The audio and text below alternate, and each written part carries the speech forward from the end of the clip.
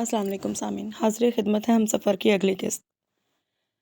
گھر میں نہا کر کپڑے بدل کر اپنے کچھ دیگر کام نمٹا کر وہ ہسپتال جانے کے لیے اپنی بلڈنگ سے باہر آئی تو اپنے لیے انتظار میں کھڑی ٹیکسی کو دیکھ کر تنزیہ مسکراہٹ اس کے لبوں پر بکھر گیا۔ وہ ٹیکسی میں آ کر بیٹھی تو فکر مندی اپنائیے لیے چند اور فکرے اس کے کانوں میں گونجے۔ رکو، میں تمہیں چھوڑ آتا ہوں، ٹھیک سے کھاؤ، یہ فش تو تمہیں پسند ہے نا، یہ کیوں نہیں لی؟ اس کے چہرے پر تنزیہ مسکراہٹ آ گئی۔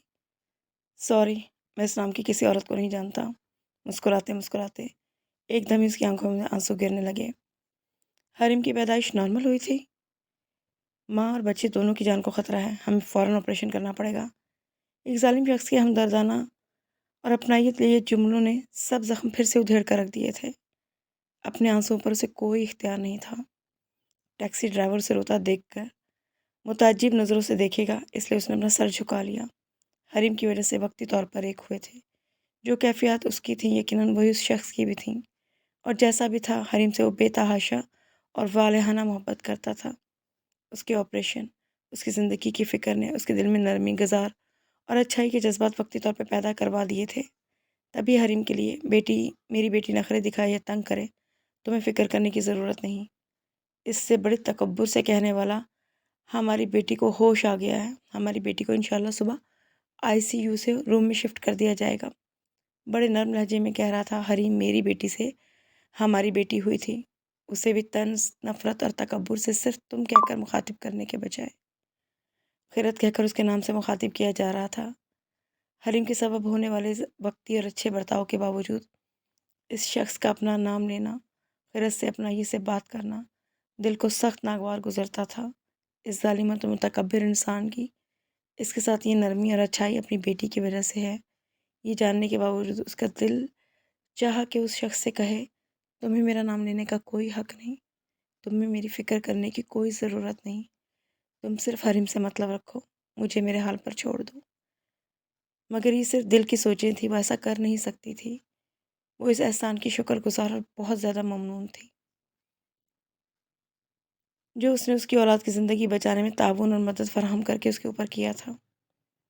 اس نے کمرے کا پورا الٹ کر رکھ دیا، صرف رائٹنگ ٹیبل، سائڈ ٹیبل کی ڈراز ہی نہیں، اس نے پوری کی پوری الماری تک خالی کر کے دیکھ لی تھی، جبکہ اس الماری میں کسی نوکر کے گھسنے کا سوال ہی پیدا نہیں ہوتا۔ پھر بھی وہ پورا کمرہ چھان رہا تھا، مگر وہ سفید لفافہ جس کی اسے تلاش تھی کہیں پر بھی نہیں تھا۔ ایک امید جو دل میں پیدا ہوئی تھی کہ شاید کمرے کی صفائی کے لیے آنے والی کسی ملازمہ نے اسے کہیں رکھ دیا ہوگا، وہ معدوم ہوتے ہوتے بالکل ختم ہو گئی تھی۔ اب وہ کیا کرے، کس سے پوچھے کہ خیرت کے ساتھ 4.5 سال پہلے کیا ہوا تھا، وہ اس طرح گھر چھوڑ کر کیوں گئی تھی، اس کے ساتھ ایسی کیا بات ہوئی تھی جو وہ امی کے روکنے پر نہیں رکی تھی۔ اس کے نام ایک خط نور افزا کو دیکھ کر خاموشی سے چلی گئی۔ آخر اس خط میں خیرت نے کیا لکھا تھا، اور دوسرا خط اور وہ فون، خیرت اسے کچھ بتائے گی نہیں، دوسرا بتانے والا، حقیقت حال جاننے والا کوئی نہیں۔ سارا سامان کمرے میں بکھرائے، مایوس، نا امید، دونوں ہاتھوں میں سر دیے پریشان بیٹھا تھا۔ شمالی علاقہ جات میں شدید بارش اور انتہائی خراب موسم کی وجہ سے معمول کی پروازیں شدید متاثر ہوئی تھیں۔ کئی دنوں کے تعطل کے بعد اب کہیں جا کر پروازیں بحال ہوئیں تو وہاں پھنسے سیاح اور دوسرے بہت سے لوگوں کا ایسا رش لگ گیا جیسے کراچی میں سیٹ کا حصول ایک ٹھیک ٹھاک مسئلہ بن گیا ہے۔ انہیں کراچی فوری طور پر پہنچنا تھا۔ حریم کو روم میں شفٹ ہوئے 6 دن ہو گئے تھے، اب اس کی حالت قدرے بہتر تھی۔ ابتدائی 2-3 دنوں کے بعد پھر اسے بخار ہونا بھی ختم ہو گیا تھا۔ اس کا درد اور بے چینی جو شروع میں بے تحاشا ہوئی تھی وہ بھی بتدریج کم ہو رہی تھی۔ روم میں شفٹ ہونے کے بعد حریم کو ابتدائی میں جوس، سوپ اور دودھ وغیرہ دیا جاتا رہا۔ اب پچھلے 1 روز سے اسے جوس اور دودھ اور سوپ کے ساتھ انڈے وغیرہ پہ مشتمل کھانا دیا جانے لگا۔ پچھلے 1-2 روز سے حریم کو بیڈ سے اترنے اور کمرے میں چند قدم کی چہل قدمی کی اجازت بھی مل گئی تھی۔ سرجری کے بعد حریم کے مزاج میں کافی تبدیلی آئی تھی۔ وہ خیرت کو کسی وقت بھی اپنے پاس سے ہٹنے نہیں دیتی تھی۔ وہ دن رات سوتے جاگتے ہر وقت اسے مضبوطی سے پکڑ کر اپنے قریب رکھنا چاہتی تھی۔ ساتھ ہی اشر بھی اگر تھوڑی دیر کے لیے اس کی نگاہوں سے دور ہوتا تو وہ پاپا کہاں ہیں، پاپا کو بلائیں کہ گردان شروع کر دیتی۔ 4 سال کے بجائے اس نے ایک دم ہی کسی 1-1.5 سال کے بچے کی طرح بیہیو کرنا شروع کر دیا تھا۔ وہ ذرا سی بات پر روتی، چڑھتی اور ضد کرتی۔ اس روز اس کی فزیکل تھراپی پروگرام کے تحت اسے کھانسنے اور سانس لینے کی ایکسرسائز کروائی جا رہی تھی۔ کھانسنے کی یہ مشق اس کے لیے بے حد اہم تھی۔ اس کے نتیجے میں سرجری کے بعد نمونیا ہونے کے خطرات سے بچا جا سکتا تھا۔ اب تھراپی سے فارغ ہونے کے بعد بیڈ پر لیٹی خیرت اور اشر دونوں سے ضد کر کے گھر چلنے کو کہہ رہی تھی۔ بس بیٹا 1-2 دن میں چلیں گے، خیرت نے کہا، مگر حریم نے غصے اور ضد میں رونا شروع کر دیا۔ حریم کو آج گھر جانا ہے۔ ارشد سامنے کرسی پہ بیٹھا ہوا تھا۔ وہ فوراً ہی کرسی سے اٹھ کے حریم کے پاس بیڈ پر آ گیا۔ گھر میں تو ہماری پرنسس نے 2-3 دن میں چلے ہی جانا ہے، لیکن اگر پرنسس پاپا سے پرامس کرے گی تو ہسپتال میں اچھے بچوں کی طرح بیہیو کرے گی، تو گھر جا کر بھی ماما پاپا اس کی ساری باتیں مانے گی، تو پھر پاپا پرنسس کو گھمانے کے لیے ڈزنی لینڈ لے کر جائیں گے۔ اس بات میں ساتھ گھومنے پھرنے کی کیا بات تھی، اور وہ بھی کسی ایک نئی جگہ کے ساتھ۔ سو اسے آخرکار خوشی کا اظہار تو کرنا ہی پڑا۔ ڈزنی لینڈ وہ کیا ہوتا ہے پاپا؟ گھومنے پھرنے کے ذکر پر بہت خوش ہوتی اس نے آہستہ آہستہ پیار سے اسے ڈزنی لینڈ کے بارے میں بتانا شروع کیا۔ وہ کتنی دور ہے، کہاں ہے۔ حریم رونا دھونا بھول کر جہاز میں بیٹھنے کے نام پر ہی پرجوش ہو گئی تھی۔ حریم ایروپلین میں بیٹھ کر امریکہ جائے گی، ڈزنی لینڈ جائے گی، علینا کے گھر جائے گی۔ پاپا، حریم نعمان انکل کے گھر جائے گی نا؟ وہ بیٹی کی ذہانت اور اس کے شاندار حافظے پر مسکرایا۔ امریکہ کا نام سنتے اسے یہ یاد آیا کہ انکل نعمان اور علینا وہیں رہتے ہیں۔ اس نے مسکرا کر اقرار میں سر ہلایا۔ حریم اور علینا سلیپنگ بیوٹی کا کیسل بھی دیکھیں گی۔ وہ اپنی فیوریٹ فیری ٹیل کا نام سنتے ہی خوشی سے اچھل پڑی۔ ماما، ہم ڈزنی لینڈ جائیں گے۔ حریم نے خیرت کو، جو دونوں باپ بیٹی کی گفتگو کے دوران خاموشی سے مسکرا رہی تھی، شریک گفتگو کیا بے تحاشا جوش کے ساتھ۔ ہاں، حریم ڈزنی لینڈ جائے گی، وہاں خوب انجوائے کر کے آئے گی۔ یہ بات کہتے ہوئے خیرت کے لبوں سے اچانک ہی مسکراہٹ غائب ہوئی تھی۔ اس نے بغور حریم خیرت کے چہرے کو دیکھا۔ خیرت کے دل میں اس وقت کیا ہے، وہ کیا سوچ رہی ہے، کس سوچ نے اسے یکدم اتنا اداس کر دیا۔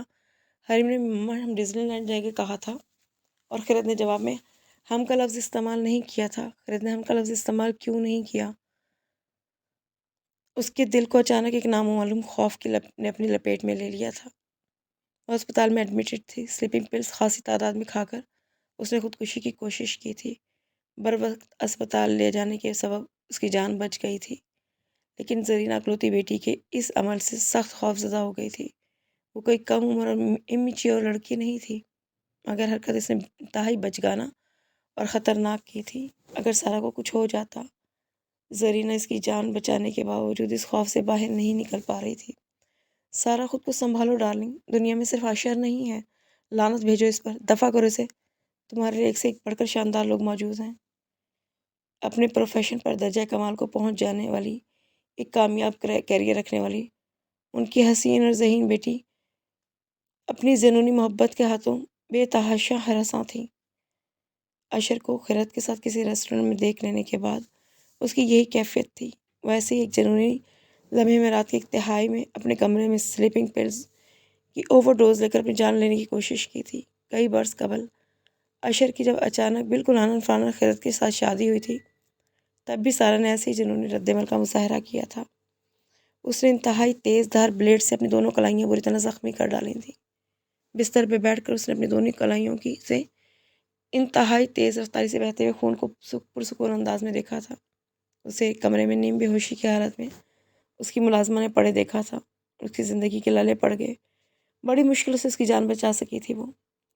جب خیرت اور اشر کی آنن فانن شادی اور شادی کے روز خیرت کی ماں کے مر جانے نے انہیں یہ آسانی، یہ موقع فراہم کر دیا تھا کہ وہ سارا کی خودکشی کی کوشش خاندان میں سب سے چھپائی گئی، اور سارا کی انتہائی خطرناک حرکت، اپنی جان لینے کی ایسی سفاکانہ کوشش نے انہیں مجبور کر دیا تھا کہ وہ بیٹی کی خواہش کو پورا کرنے کے لیے جو ان سے ہو سکتا ہے وہ کریں۔ اشر کے معاملے میں سارا انتہائی جذباتی اور جنونی تھی، مگر یہ گزرے ماضی کی باتیں تھیں۔ خود اشر کی زندگی سے نکل جانے کے بعد جب اشر کسی بھی طرح سارا کی طرف متوجہ نہ ہوا، سارا انتہائی میچیور انداز میں اپنے کیریئر اور اپنے پروفیشن میں آگے بڑھنے کی جدوجہد کرنے لگی۔ تب انہیں لگنے لگا کہ ماضی کی وہ جذباتیات اس کا بچگانہ پن تھی، اب سارا میچیور ہو گئی ہے۔ مگر یہ ان کی غلط سوچ تھی۔ ان کی بیٹی اشر حسین کے معاملے میں آج بھی اول روز جیسی ہی جنونی تھی۔ اشر اسے نہیں دیکھتا، یہ وہ سہ لے گی۔ اشر اسے نہیں اپناتا، یہ وہ سہ لے گی، مگر اشر اس کے بجائے کسی اور کو دیکھے، اشر اس کے بجائے کسی اور کو اپنا لے، یہ بات کسی قیمت پہ بھی برداشت نہیں کرے گی۔ یہ اب نارمل پن تھا، یہ پاگل پن تھا۔ وہ اپنی بیٹی کے اس پاگل پن کا کیا کریں؟ بہت کامیاب پلاننگ کی تھی آپ نے اسے اشر کی زندگی سے نکالنے کی۔ سارا نے اس کی بات کا جواب دیے بغیر اپنی بات کہی۔ وہ طنزیہ نگاہوں سے انہیں دیکھ رہی تھی۔ اسے مرنے کیوں نہیں دیا گیا؟ اسے بچا کیوں لیا گیا؟ اس بات کا اس کا چیخنا چلانا کئی دنوں کے بعد بھی کم نہیں ہوا تھا۔ آپ کے ہر پلان کو ناکام بناتی وہ پھر جیت گئی۔ آپ کی بیٹی ہار گئی۔ میں سارا اجمل اس معمولی خرد احسان سے ہار گئی۔ اب میں زندہ نہیں رہنا چاہتی۔ میں اس لڑکی سے ہارنے کے بعد اب زندہ نہیں رہنا چاہتی۔ اس نے پھر چلا چلا کر رونا شروع کر دیا۔ اس کی کیفیت سے ہراساں زرینہ دیوانہ وار ڈاکٹر کو بلانے دوڑی۔ انہیں اپنی بیٹی نارمل نہیں لگ رہی تھی۔ انہیں وہ ایک نفسیاتی مریضہ لگ رہی تھی۔ ایک اکلوتی اولاد کو نفسیاتی مریض بنتے دیکھنا، اس کے پاگل پن کا دورہ پڑتے دیکھنا، ان کی ہمت اور برداشت بہت زیادہ تھی۔ وہ ڈاکٹر کو بلانے کے لیے بھاگتی ہوئی بری طرح روتے ہوئے جا رہی تھی۔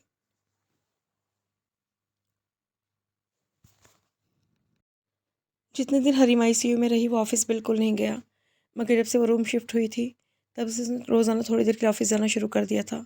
وہ آفس جانا اپنے ضروری کام اور اہم کام نمٹا کر جلدی واپس آ جایا کرتا تھا۔ حریم کو روم میں شفٹ ہوئے 10 دن ہو چکے تھے۔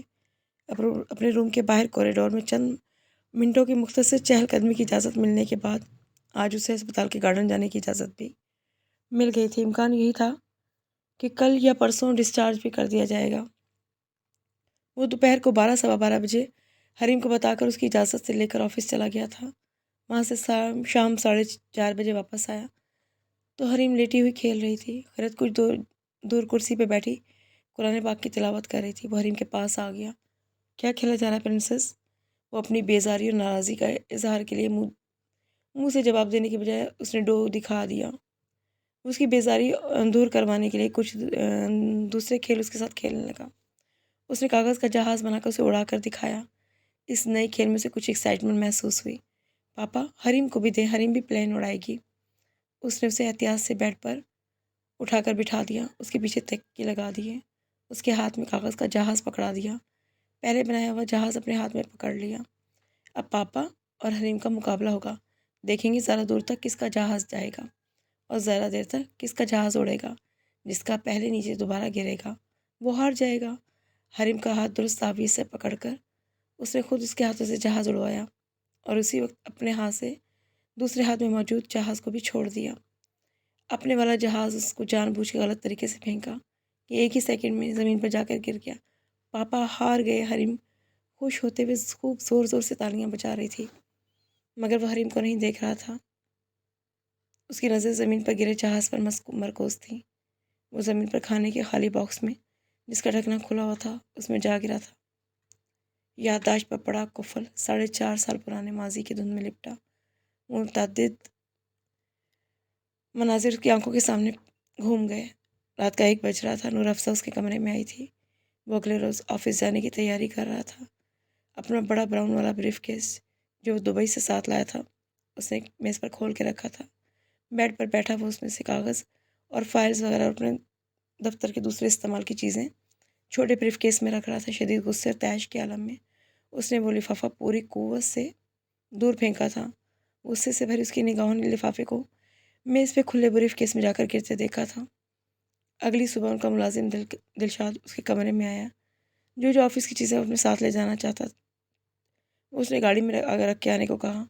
میز پر رات کا کھلا بریف کیس دفتر جانے کی تیاری کے دوران اس نے دلشاد کو کہہ کے بند کروا کے اپنی الماری میں رکھنے کو کہہ دیا تھا۔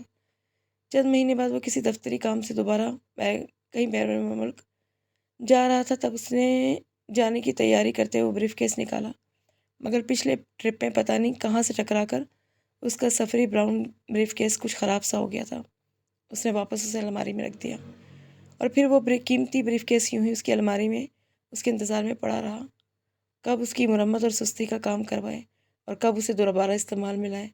اب حریم کے ساتھ کھیلے گئے اس کھیل نے جیسے اس منظر کو اس آنکھوں کے سامنے لا کر دوبارہ جوڑ دیا تھا۔ ذہن کی بند گرہیں یادداشت پر پڑا قفل یکدم کھل گیا تھا۔ وہ حریم کے پاس سے فوراً کھڑا ہو گیا۔ पापा प्लेन उड़ाएं। हरीम ने उसे उड़ते हुए जल्दी से कहा। प्रिंसेस, आप मामा के साथ प्लेन उड़ाओ, पापा भी थोड़ी देर में आते हैं। झुककर उसके गालों पे प्यार करता, उसे समझाता। बहुत जल्दी में और बहुत बेकरारी में वहाँ से निकला। रात कुरान पाक को बंद करके हरीम के पास बेड पर आ गई। उसे कहीं जाने की उजरत में देखकर उसने हरीम का ध्यान अपनी तरफ कर लिया। पापा को हरा दिया, मामा को हरा दिया, दिखाओ तो हम तुम्हें माने। आंधी तूफान की रफ्तार से गाड़ी दौड़ाता वो अपने घर पहुंचा था, किसी भी तरफ नज़र डाले बगैर। दो दो तीन तीन स्टेप एक साथ फलांगता सीढ़ियाँ चढ़ता अपने कमरे में गया। आती धड़कते दिल के साथ अलमारी की तरफ बढ़ा। वो ब्राउन ब्रीफ केस अलमारी के सबसे निचले खाने में रखा था। उसने एक झटके से खींचकर उसे बाहर निकाला, कांपते हाथों से, दिल में ये दुआएं मांगते कि उसकी याददाश्त ठीक तरीके से उसका साथ दे रही हो। उसने उसे खोला। ब्रीफ केस के अंदर उसके दूसरे भी चंद बेकार और फालतू कागजात पड़े थे। एक कलम भी रखा था। इस कागज़ में सफ़ेद कागज़ भी, लिफाफा भी रखा था। वो लिफाफा जिसके ऊपर कुछ भी नहीं लिखा था। वो लिफाफा बिल्कुल सादा था। पहली बार उसे देखे बगैर, उस पर नज़र डाले बगैर उसे पूरी कुव्वत से दूर फेंक दिया था। 4.5 सालों बाद आज उसे बगौर देख रहा था। वो लिफाफा कोई बाकायदा लिफाफा नहीं था। वो कॉपी के कागज़ को मोड़कर हाथ से बनाया गया एक लिफाफा था। लिफाफा ब्रीफकेस में से उठाते हुए उसके हाथ बाकायदा कांप रहे थे। कांपते हाथों से उसने लिफाफा खोला। खोलने की कोशिश में हाथ से बना लिफाफा एक तरफ से पूरी तरह से खुल गया। उसमें तय हुए सफ़ेद गुलाबी कॉपी साइज़ के कागज़ उसके हाथों में आ गए। वो इंतहाई उजलत और बेकरारी में उन कागज़ों की तहें खोल रहा था। अशर के उजलत भरे अंदाज को उसने ताज्जुब से देखा था। उसकी इस दर्जा उजलत और बेकरारी को देखते हुए अपना वजीफ़ा अधूरा छोड़ के हरीम के पास उड़कर आ गई थी, ताकि वो जहाँ कहीं भी जाना चाह रहा है फ़ौरन जा सके। अशर फ़ौरन ही चला गया। उसके जाने के बाद अब हरीम के साथ कागज़ के जहाज़ उड़ाने वाला खेल खेल रही थी। हरीम के साथ इस खेल को खेलते उसका जहन अशर की इस उजलत और बेकरारी के अंदाज को सोच रहा था। इन्हें घर वापस आए 1.5 घंटा हुआ था। आते ही अपना सामान रखकर वो फ्रेश होने बाथरूम में चली गई। शावर लेकर बाहर निकली तो कुछ ही देर बाद उनकी हस्बे हिदायत नूर अफ़ज़ा उनके लिए चाय बना कर ले आई। उसे कमरे से जाने का इशारा करके वो ट्रे से चाय का कप उठाकर बेड पर बैठ गई। चाय के आहिस्ता आहिस्ता घूंट लेती वो सोच रही थी। उसके चेहरे पर बहुत ज़्यादा टेंशन और परेशानी फैली हुई थी। यूँ लग रहा था जैसे वो किसी इंतहाई गहरी सोच में है, जैसे कोई चीज़ इन्हें बहुत ज़्यादा परेशान कर रही है। हरीम के रूम में शिफ्ट हो जाने के बाद जैसे जैसे उसकी हालत बेहतर होती चली जा रही थी, वैसे वैसे उसके जहन में आने वाले कल, अपने और हरीम के मुस्तकबिल के मुतालिक सोचें आने लगी थी। आगे क्या होगा, कहाँ होगा, क्या वो हरीम को साथ लेके नवाबशाह वापस चली जाएगी, चंद हज़ार रुपए की नई जॉब तलाश करेगी, फिर वो एक इंतहाई जद्दोजहद मुशक्क़त की ज़िंदगी गुजारने के बावजूद बेटी को वो खिलौने नहीं दिला सकेगी जो उसकी एक फरमाइश पर उसका बाप फ़ौरन लाकर उसके सामने ढेर कर देता है। अपनी तरफ से बहुत अच्छे स्कूल में उसे तालीम दिलवाएगी, मगर उस स्कूल में, उस शानदार स्कूल का कोई मुकाबला नहीं होगा जहाँ उसका बाप उसे पढ़वाएगा, जहाँ सिर्फ उम्रा के बच्चे पढ़ते हैं। बेटी की कोई मामूली सी फरमाइश जो पूरा महीना इंतज़ार करने के बाद तनख्वाह मिलने पर बामुश्किल पूरी कर पाएगी, वो उसका बाप उसके मुंह से निकलने से पहले ही पूरी कर देगा। उसका बाप उसे घुमाने के लिए डिज्नीलैंड अमेरिका ले जाने की बात करता है, और बहुत तीर मार ले तो उसे कहीं शहर के अंदर किसी तफरीगाह तक ले जाएगी। खुदा न खास्ता हरीम की ज़िंदगी में फिर कोई मुश्किल आई तो उसके बाप अपने पैसे और अपनी ताकत के बलबूते पर मुश्किल चुटकी बजाते हल कर लेगा। वो अब भी पहले की तरह पैसे ही जोड़ेगी। वो कहीं भी कोई गायबी मदद आने का इंतज़ार ही करती रह जाएगी। इस शख्स की ज़िंदगी भर शक्ल नहीं देखना, अपनी बेटी को इसके साए से बचा कर रखना है, उसे हमेशा से दूर रखना है। ये सारी वो जज्बाती बातें थी जिनका हकीकत में उसकी ज़िंदगी सिर्फ ये मकसद है कि हरीम को इन आसाइशों, इन सहूलतों से दूर रखा जा सके जिस पर उसका पूरा पूरा हक है। हरीम की बीमारी, वो अपनी अना की पसपाई के बाद अब जज्बाती हुए बगैर ठंडे दिल से हरीम के मुस्तकबिल को सोच रही थी। उसे पता चल रहा था कि उसकी बेहतरी, उसकी भलाई इसी में है कि वो अपने बाप के साथ रहे। बाप के पास उसे वो सब ऐशो आराम आसाइशें मिलेंगी जो वह हज़ार चाहने के बावजूद भी अपनी बेटी को नहीं दे सकती। عائشہ نے دوسری شادی کر لی ہوتی، دوسری عورت سے بھی اس وقت اولاد ہوتی، تب تو شاید وہ یہ بات اس طرح نہ سوچ رہی ہوتی، لیکن 1 مہینے تک دن رات مسلسل ہمہ وقت جس طرح وہ اپارٹمنٹ میں حریم کے ساتھ رہا، اتنے سارے دنوں میں ہسپتال میں جس طرح تمام وقت حریم کے وقت ساتھ گزارتا ہے، اسے بالکل واضح ہے کہ اس نے دوسری شادی نہیں کی بلکہ وہ تنہا ہے۔ عائشہ نے حریم کو صرف اپنی بیٹی کے طور پہ قبول نہیں کر لیا تھا بلکہ اسے بے تحاشا اور والہانہ محبت بھی کرنے لگا تھا۔ عائشہ کی حریم سے محبت میں ہرگز کوئی شبہ نہیں تھا، وہ اس کے ایک آنسو اداسی بھرے ایک چہرے کے تاثر سے بے چین ہو جاتا تھا۔ صرف پیسے کی، عیش و آرام کی، دولت کی بات ہوتی تو شاید وہ اس طرح یہ بات نہ سوچ پاتی، تب شاید حریم کو عائشہ کو سونپ دینا اتنا آسان فیصلہ بھی نہ ہوتا۔ لیکن اب جب کہ وہ یہ بات واضح اور روز روشن کی طرح آیا